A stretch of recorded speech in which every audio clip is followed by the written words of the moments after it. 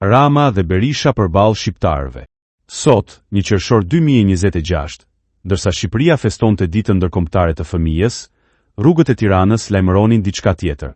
Brenda pak orësh, thirret Rama në burg, Berisha në burg, Shqipëria e shqiptarëve kishin mbushur sheshe dhe rrjetet sociale me një zë të vetëm, të bashkuar jo nga ndonjë parti, por nga imazhi një burri të tërhequr zvarr mbi gur, si kafsh, nën sytë e policisë shtetërore.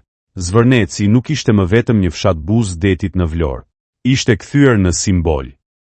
Dita e dytë e protestave ishte planifikuar të zhvillohej në orën 6 në sheshin Skënderbej, me sloganin Zëri ynë e ardhmja jon. Por qytetarët kishin nisur të mblidheshin shumë para asaj ore. Nga kafet dhe shtëpit, njerëzit ishin ngritur. Pas protestave të ditës paraardhëse, autoritetet hoqën teli me gjemba nga zona e Zvërnecit, ndërsa policia arrestoi rojen private Gerald Biba, i akuzuar për heqje të paligjshme të lirisë dhe plagosje të lehtë me dashje. Por ato lëvizje teknike nuk mjaftonin të shpërngusnin nga kujtesa imazhin e protestuesit të tërhequr me forcë.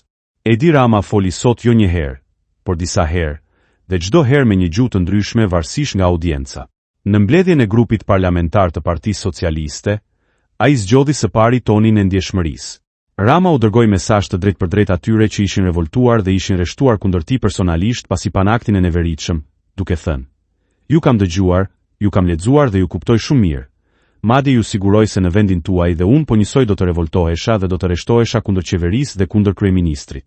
Por pak minuta më vonë, i njëjti Rama ndëroi karakter. Duke folur për projektin e Zvërnecit, kryeministri paralajmëroi se investitorët duan klim të sigurt, dhe se nëse vazhdohet me protesta ndaj investimeve të mëdha, do të ndodhë tragjedia e Porto of Montenegro, duke cituar rastin e një kompanie që donte të investonte në Durrës, por në fund investoi në Malin e Zi. Ai e cilësoi projektin si të jashtëzakonshëm, me vlerë 4 miliardë euro, me investitor nga Katari dhe branda ekskluzive nga Parisi e Venecia. Pra, mesazhi i dyfisht ishte i qartë: ju kuptoj dhe me njëherë pas, por nëse vazhdoni do humbni. Shqiptarët e lexuan me njëherë këtë gjuhë të dyanshme, dhe kjo i bëri edhe më nervoz. Sali Berisha, nga ana e tij, u shfaq sot përpara kamerave jo nga selia e bdes, por para godinës së Spakut, ku u paraqit si çdo të hënë për zbatimin e masës së sigurisë. Aty, midis bluzave të zeza dhe mikrofonave, ju drejtua gazetareve për Zvërnecin. Berisha u pyet sot për herë të parë publikisht për qëndrimin e tij ndaj projektit, pasi prej 2 vitesh kishin vazhduar protestat, ndërkohë që ai nuk kishte bërë asnjë reagim publik. Përgjigjia e tij ishte ndarë në 2 gjysma. Berisha tha se dënon dhunën ndaj protestuesit, duke cilësuar tërheqje me forcë si rrëmbim në duart e policisë dhe akt të shëmtuar të policisë së shtetit. Por në të njëjtën frym, ai theksoi se Partia Demokratike është një parti që mbështet fuqishëm investimet e huaja.